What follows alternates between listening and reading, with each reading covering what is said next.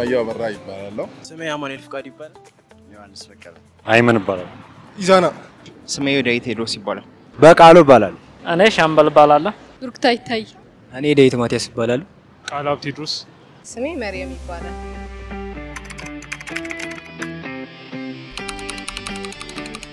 ሳይበር በተመለከተ ያው የመረጃን በተመለከተ ነው። ሳይበር የመረጃ ደህንነት የማይታወቀው የሳይበር የቴክኖሎጂ ዓለም ሳይበር አይ ቲንክ ፓስወርድ ምንድነው? ይሄ እንደ ፋየርዋል ነገር ነው ይመስለኛል። አይሮ ነው የኔትወርኪንግ ፋየርዋል ኤጀንት አይ ቲንክ እኔ እውነት ለመናገር ሳይበር ምን እንደሆነ አላውቅም፣ ግን ሳይበር ሴኩሪቲ ነው የማውቀው። ይሄ የሚወሰድ ትምህርት ሲሆን ሳይበር ሴኩሪቲ ማለት ከኤአይ ጋር የተያያዘ ስለ ቴክኖሎጂ ስለዛ ሴኩሪቲ በቃ እንደ ሴኩሪቲ ጋርድ ማለት ነው። ሳይበር ማለት እንጃ እኔ አላውቅም። አይ የለኝም፣ ምንም አይዲያ የለኝም። ደህንነት ምናምን ነገር መሰለኝ። ሳይበር ሲባል ሰምቻለሁ። ሳይበር ይመስለኛል ያው ሳይበር ሴኩሪቲ ማለት ትንሽ ስልክሽን ምናምን ነገር ለመጠበቅ ነውና ያው ሳይበር አታክ ደግሞ ሲባል ደግሞ ምንድነው ስልክሽ ላይ ያው ጥቃት ሲደርስበት ነው። ይሄ ራንሰሞች ወይ ደግሞ ቫይረሶች ምናምን ነገር ጥቃት ነው ማለት ነው።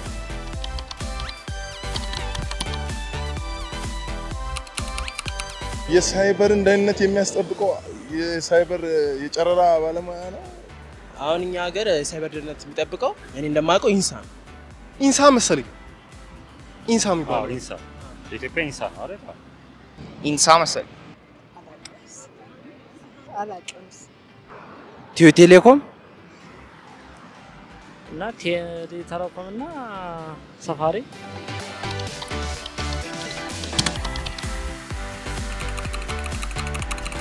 የሳይበር ደህንነትን ለመጠበቅ ኢሜል ጋር ሊንክ አድርገነው ፓስወርድ ተጠቅመን 2FA አውተንቲኬሽን ተጠቅመን ሎክ እናደርገዋለን።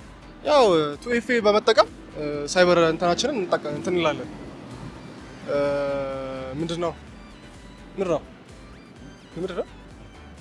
I'm sorry እኔ ያለ የሚጠበቅ መረጃ ስለሌለኝ ችግር የለም። እኔ መጠበቅ አይጠበቅ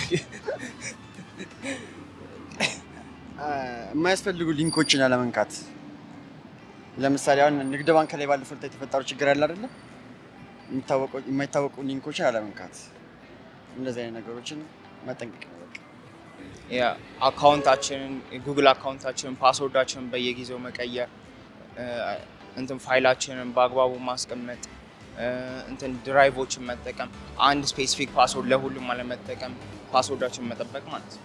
የግሌ የሆኑትን ነገሮች ለሰው ባለማሳየትና የራሴን ፕራይቬሲ በመጠበቅ እኛ ብዙም ይሄን ያህል ጥልቅ እውቀት የለን። እኛ በቃ ስልካችን ከእጃችን አለማውጣት እንደጠበቅ ነው ያህል አርገን ነው እንቆጣ። ፓስወርዶችን ሴት አደርጋለሁ። ያው ከበድሉ ፓስወርዶችን ለሌሎችም ሼር አላደርግም። ለፓስወርዴን ሴት አደርጋለሁ። ብዙም አይደለውም። ያው ግንዛቤው ቢኖረኝ መከላከል ቢችል ደስ ይለኛል። ፊሽንግ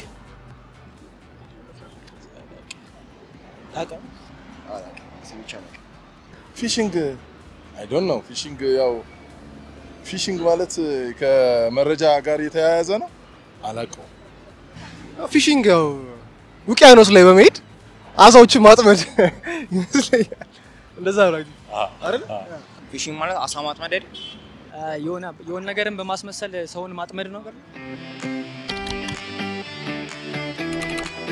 ሀከር ማለት ያው ሲስተምሽን ሀክ የሚያደርጉ እነዚህ የሚገቡ ማለት ፓስወርድሽን ወስደው ምናምን ነገር ያንቺን ፐርሰናል ኢንፎርሜሽን እንትን የሚያደርጉ ማለት የሚወስዱ ሰዎች ሀከር ይባላሉ።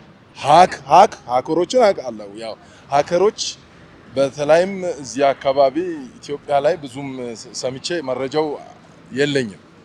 ሀከሮችን አሁን ለምሳሌ ወደ ታይላንድ ሀገር የተለያዩ ሀገሮችን የሀገራችን ዜጎች በተለያየ መልኩ ሄደው ሀክ ያደርጋሉ ሲባል መረጃ ሰማለሁ። ሀከር ሰዎች ናቸው። ሀክ አድርጎ ሴኩሪቲ አልፎ የፈለጉትን እንትኖች ለመግባት የሚጠቀሙ ነገር ነው። ያው ሴኩሪቲ ብሪች በማድረግ አላስፈላጊ ነገሮችን ከኛ ያለ ፍቃዳችን እንትን እያደረጉ ፋይላችንን የሚወስዱ ምናምን ኦር ሃክ የሚያደርጉ ናቸው። አይ ቲንክ ሃከር እንደዛ ነው።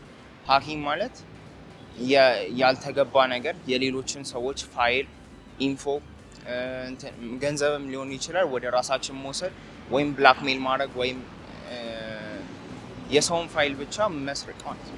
ኮምፒውተሮችን ብሬክ ዳውን ማድረግ፣ ዳታ ማወቅ፣ ዳታ የሰው ያለ ፍላጎቱ ያንድን ዳታ ያን ካምፓኒ ዳታ ወይ እንትን ሰብሮ ገብቶ መረጃ መውሰድ ወይ የተለያዩ ነገሮችን ማድረግ። ሃከር ማለት ያለ ፍቃድ የሚደረግ ነገር መሰለኝ። ያ ሰው ሳያውቅ ወይም ደግሞ ሳይፈቅድ የሱን ፋይል መጠቀም ወይ መንካት የሆነ ሰውን ፋይል ወር ዶክመንት ያለሱ ፍቃድ ወር ደግሞ የተለያዩ ኮዶችን በመጠቀም የሰውን ዶክመንት በርብሮ በመግባት ያንን ለሌላ ሰው በመሸጥ ተዳደሰ። አቶ አቤል እንኳን ደህና መጣክ። እንኳን ደህና ቆየሽ። እንደ አንድ የሳይበር ደህንነት ባለሙያ የህብረተሰቡን የሳይበር ደህንነት ግንዛቤ እንዴት ተመለከትከው? ብዙ መስራት እንዳለብን ማለት እንደ ሳይበር ደህንነት ተቋም የሳይበር ደህንነት እንደሚያስጠብቅ ተቋም ገና ብዙ እንዳልሰራን በተለይ ደግሞ ከግንዛቤ መፍጠር ጋር ተያይዞ ያሉ ነገሮችን መስራት እንዳለብን ተሰምቶኛል። መልካም። በዚህ በ21ኛው ክፍለ ዘመን የሳይበር ደህንነት ምንድነው? ዋጋውስ ምን ያህል ነው? በሁለት ከፍለን ማየት እንችላለን። በዚህ በ21ኛው ክፍለ ዘመን አዎንታዊ የምንለው ወይም ደግሞ ጥቅሞቹ ከሳይበር ደህንነት መጠበቅ ጋር የምናገኘው ጥቅም ምንድነው የምንለው የመጀመሪያው ኢኮኖሚካሊ ወይም ደግሞ በፋይናንስ ውስጥ ያለውን ያንን የኢኮኖሚውን ሂደት ማስጠበቅ ነው። እያንዳንዱ መረጃዎች በገንዘብ ኢንተርፕሬት ይደረጋሉ። በየሴክተር ደረጃ ብንመለከት የነሱን ሴክተር መረጃዎች እንዳይጠፉ፣ እንዳይሰረቁ፣ እንዳይበላሹ መጠበቅ ከገንዘብ ደረጃ ብዙ ልናተርፋቸው የምንችሉ ነገሮች አሉ። ሌላኛው ናሽናል ኢንተረስት ወይም ናሽናል ሴኩሪቲ ወይም ደግሞ ብሔራዊ ደህንነት የምንለው ነው። የሀገር ዳታዎች፣ የመከላከያ ሚስጥሮች፣ ስትራቴጂዎች ቢወጡ ትልቅ ኪሳራ ሊያደርሱ ስለሚችሉ እነዛን ብንጠብቅ በሀገር ደረጃ የሳይበር ደህንነትን ማስጠበቅ እንችላለን የሚለው። ሌላኛው በግለሰብ ደረጃ በምንመለከትበት ጊዜ ደግሞ መተማመን በግለሰብ ደረጃ የምንፈጥርበት ሂደቶች አሉ። በ21ኛው ክፍለ ዘመን ቤት ድረስ ወይም ደግሞ መስሪያ ቤት ድረስ መተን ስራዎችን መስራት ላይ ይጠበቅብን ይችላል። እዛው ባለንበት ቦታ ስራዎችን መስራት እንችላለን። ከሰዎች ጋር መልእክት መለዋወጥ እንችላለን። ዲጂታል ክፍያዎችን በዲጂታል ቴክኖሎጂዎች አማካኝነት መክፈል እንችላለን። ከሰዎችም ጋር ያለን የእርስ በርስ መተማመን ግንኙነቶችን ያጠነክርልናል፣ መረጃዎችን ይጠብቅልናል። ስለዚህ ይሄንን ባሉታዊ ጎኑ ወይም ደግሞ በጥቅሞቹ ማየት እንችላለን። መዘዞቹስ አሉታዊ የሚባሉት መዘዞቹ ምንድናቸው የሚሉትን በመናይበት ጊዜ ከኢኮኖሚ አንፃር ካየነው በግለሰብ ደረጃ ሉዝ የሚያደርገው ኢኮኖሚ ይኖረዋል። ሶሻል አስፔክቶችን ብንመለከት ደግሞ ማህበራዊ ህይወቱ ላይ አፌክት የሚያደርጉ ነገሮች ይኖራሉ። እንደ ተቋም በመናይበት ጊዜ ደግሞ የተቋሙን ከስም ማጥፋት ጀምሮ ያሉ ከገንዘብ ደረጃ ሉዝ የሚያደርጋቸው ነገሮች ጨምሮ በአህጉር ደረጃ ካየነው እንደ ዳታ ፖርታል ዘገባ ባለፈው አመት ብቻ ወደ 3.5 ቢሊዮን የአሜሪካን ዶላር ነው በአህጉር ደረጃ ሉዝ ያደረግነው። ስለዚህ የሳይበር ደህንነት በትክክል ኢምፕሊመንት ካልተደረገና ካልተተገበረ ከግለሰብ አንስቶ እስከ አህጉር እስከ ዓለም ደረጃ ትልቅ የሆነ ዳሜጆችን በገንዘብ ኪሳራዎችን ሊያደርስብን የሚችል ነገር ነው ያለው።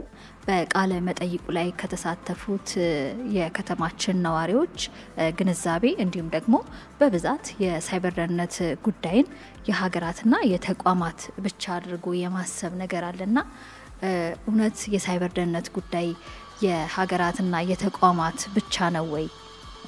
የተቋማትና የሀገራት ኃላፊነት ብቻ ነው በሚለው በከፊል እስማማለሁ፣ በከፊል አስማማም። የምስማማባቸው ጉዳዮች ወይም ደግሞ እንደነዛ እንድናስብ ያደረጉን ፋክተሮች ወይም ደግሞ ጉዳዮች አሉ። ለምሳሌ የሚደርሱ የሳይበር ጥቃቶች ሚዲያው ትኩረት የሚሰጣቸው ታሪክም ትኩረት የሚሰጣቸው ትልልቅ የሆኑ የሳይበር ጥቃቶችን ነው። ለምሳሌ በሀገራት መካከል ያለውን ስታክስኔት ኢራን ላይ ያጋጠመው የኒውክሌር ማብሪያ ጣቢያውን ብንመለከት ሚዲያ ሽፋን የተሰጠው ትልቅ ኢንፍራስትራክቸር ስለነበረ ከኢኮኖሚም አንፃር እንደዚህ አይነት ነገሮች ትልቅ ዳሜጅ ስላደረሰ ያንን ነው ከቨር ሰጥተው ወይም ደግሞ ሚዲያ ሽፋን ሰጥተው ሲያስተላልፉት የነበረው። በዓለም አቀፍ ደረጃ ያለውን ዋና ክራይም ብንመለከት እሱም በሚዲያ ደረጃ በደንብ ሽፋን ተሰጥቶት ህዝቡ በደንብ እስከታች ድረስ ያለው ያወቀው ትልቅ ጉዳይ ስለሆነ ነው። በግለሰብ ደረጃ ወርዶ አንድ ግለሰብ ይሄ ጥቃቶች ሊደርሱበት ይሄንን የሴኩሪቲ ክፍተቶችን ለመሙላት ይሄንን አክሽን መውሰድ አለበት የሚለውን በግለሰብ ደረጃ ብዙ ፕሮግራሞች አልተሰሩም፣ ተደራሽ አልተደረጉም። ስለዚህ ሰዎችም የሚያስቡት በሀገር ደረጃ ነው እንዲህ አይነት ጥቃቶች የሚደርሱት ትልቅ ኢንፍራስትራክቸሮችን ነው የሚያገኙት። ግለሰብ ላይ ተጠቂ አልሆንም ወይም ደግሞ ለዛ ጥቃት ሰለባ አልሆንም ብሎ የማሰብ ሂደት ስላለ አንድ መስማማው በዛ ነው። ሌላኛው ደግሞ ለግለሰብ ጉዳይ ብቻ ወይም ደግሞ ተቋማትና ለመንግስታት ብቻ የተተወ ጉዳይ አለመሆኑን ደግሞ ሊያሳዩን የሚችሉ ብዙ ሂደቶች አሉ። በዛም ውስጥ ለምሳሌ ስታክስኔትን ብንመለከት በሰዎች ክፍተት አማካኝነት ነው። በአንድ ሰው ብዙ ፍላሾች ቢጣሉ መስሪያ ቤት አካባቢ ግን አንዷ ፍላሽ ላይ ብቻ ነበረች ጥቃቱን ልታደርስ ተንኮላዘል የሆነችው መልእክት ያለችባት ማለት ነው። ስለዚህ ወደ ሰዎችም ጋር መምጣት እንዳለበት ወደታች አዌርነሱ ወይም ደግሞ ንቃተ ህሊናው የሳይበር ደህንነት ንቃተ ህሊናው ወደታች መውረድ እንዳለበት ብዙ ፕሮግራሞች ብዙ ወርክሾፖች ህብረተሰቡን ተደራሽ ሊያደርጉልን እስከ ታችኛው ክፍል ድረስ ተደራሽ ሊያደርጉልን የሚገቡ ስራዎችን መስራት ያስፈልገናል ማለት ነው። መልካም እንግዲህ የሳይበር ደህንነትን በተመለከተ ብዙ የተሳሳቱ እሳቤዎች አሉ። እነዛን እሳቤዎች አንድ ሁለት ብለን መጥቀስ ብንችል ምንድናቸው?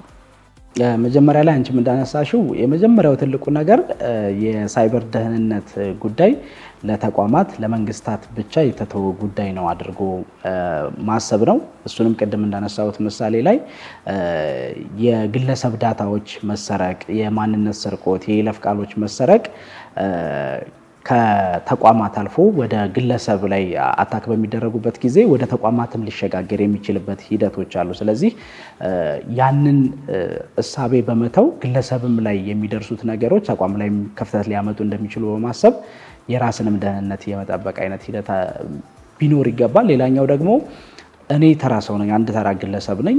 ስለዚህ ከኔ ምንም አይነት መረጃዎች ማለት በሀገር ደረጃ ሊፈለጉ የሚችሉ ወይም ደግሞ ናሽናል ኢንተረስትን ሊጎዱ የሚችሉ ነገሮች እኔ ጋር የለም ብሎ ማሰብ ነው።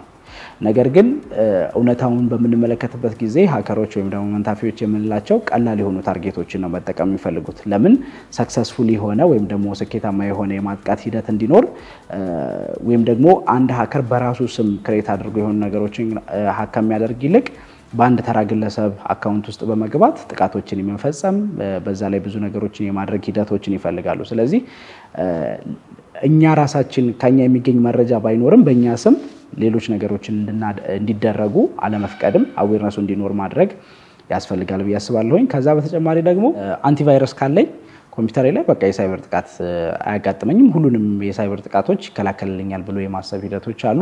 እውነት ነው አንቲቫይረስ የተወሰኑ የሳይበር ጥቃቶችን የመከላከል ሂደት ቢኖረውም ነገር ግን እንዳጠቃላይ ከኛ ከሰዋዊ ስህተቶች የሚፈጠሩ ነገሮችም ስላሉ ለምሳሌ ተንኮላዘል ኢሜሎችን ክሊክ ብናደርግ አንቲቫይረሱ ሊይዝልን አይችልም። የሶፍትዌር ክፍተቶች ቢኖሩ እሱ ሊይዝልን አይችልም። ስለዚህ እዛ ላይ በደንብ ንቃተ ህሊናው የጨመረ እንዲሆን ወይም ደግሞ አንቲቫይረስ ብቻ በቂ እንዳልሆነ ማስረዳት ማሳወቅ ያስፈልጋል ማለት ነው። እንደመጨረሻ የማየው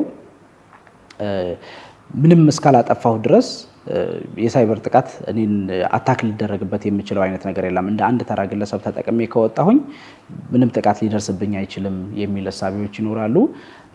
ነገር ግን የሳይበር ጥቃትን በምንመለከትበት አንዳንድ ጊዜ መድረሱንም ላናቀው እንችላለን።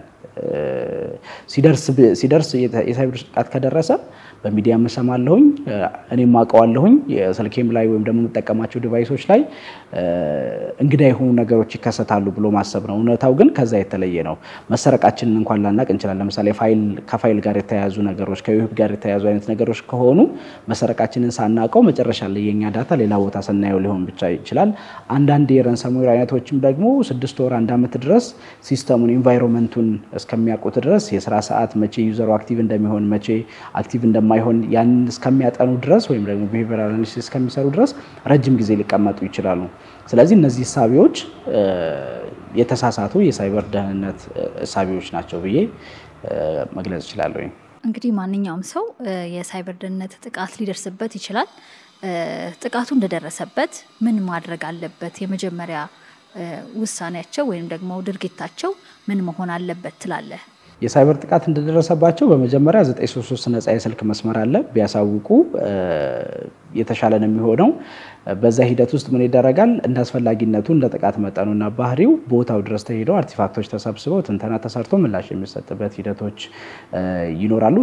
ለባለሙያ ቢያሳውቁ የተሻለ ነው ላለሁኝ። በተቋም ደረጃ ውስጥ ያሉ ሰዎች ከሆኑ ደግሞ በተቋማቸው ውስጥ አትሊስት በፋይናንስ ሴክተሮች ውስጥና በተለያዩ አሁን ላይ በትምህርትና በጤና ሴክተሩ ላይ የሳይበር ደህንነት ባለሙያዎች በተቋማት ውስጥ እንዲኖሩ እየተደረገበት ያለ ሂደት ስላለ አትሊስት ለነሱ ቢያሳውቁ ከነሱ ጋር ስሙዝ የሆነ ኮሙኒኬሽኖች ስላሉን በጋራ መስራት የምንችልባት ሂደቶች አሉ። ከዛ በፊት ግን ስለ ጥቃቶች መረጃዎችን ማወቅ ስለሆነ አዌርነስ መፍጠር ስለሆነ ግለሰቦችም ራሳቸውን የሚያስተምሩበት አይነት ሂደቶች ቢኖሩ ከጥቃት ጋር ተያይዞ ቤስት ፕራክቲሶችን አሁን ላይ የመረጃ ጥረት ስለሌለ ከዲጂታል መስፋፋቱ ጋር ተያይዞ ብዙ ሂደቶች ስላሉ አንደኛ ራሳቸውን ማስተማር፣ ሁለተኛ ነገር እንደ ጥቃቱ አይነት የሳይበር ደህንነትን የሚያስጠብቁ እንደ ኢንሳ አይነት ተቋማትም ደግሞ ተደራሽ ተደርገው ምላሽ የሚሰጥበት ሂደት ስላለ በዛ ቢሞክሩ።